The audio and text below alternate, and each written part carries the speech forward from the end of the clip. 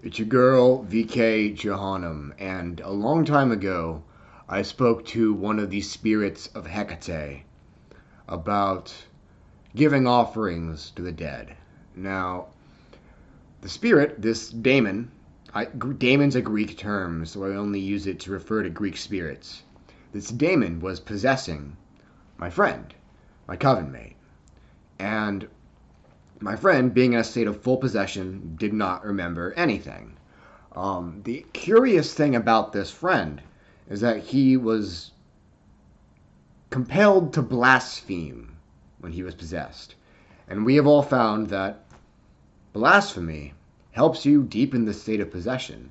And according to this daemon, this very daemon this video's about, it doesn't really matter what you blaspheme. Krishna, Shiva are both viable options. I'd recommend Krishna because he's a prick. But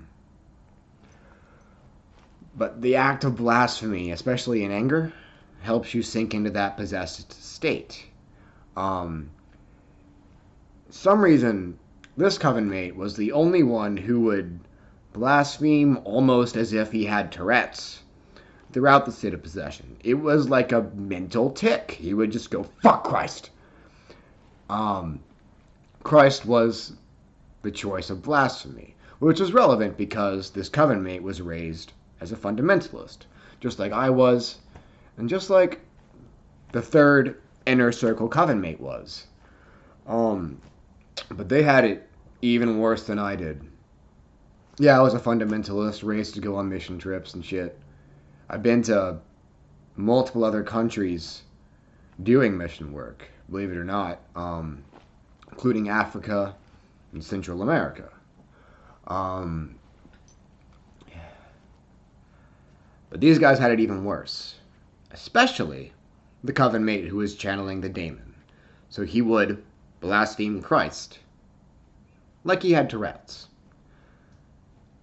And I was talking to the daemon through my friend about what to offer to the dead. And the daemon recommended get something from their time. For example, if the dead person lived in the era when Michael Jackson was big, you could get like a Michael Jackson record and offer that to the spirit. Again, this is the optimal offering. You can offer all types of stuff, but optimally get something from their time that's special to them. Now I was talking to the daemon. I'm like, hey, I've heard that honey is a good, like, traditional offering to the dead. Would you recommend honey? He said, and I quote, "Not unless you're summoning Pooh Bear. Rumbly in my tumbly. Fuck Christ." So, needless to say, I just bust out laughing. And the daemon looks at me confused. And then gradually starts to understand. And starts laughing too. And he said out loud, "I'm finally starting to understand the human sense of humor." Remember, not all spirits understand our sense of humor.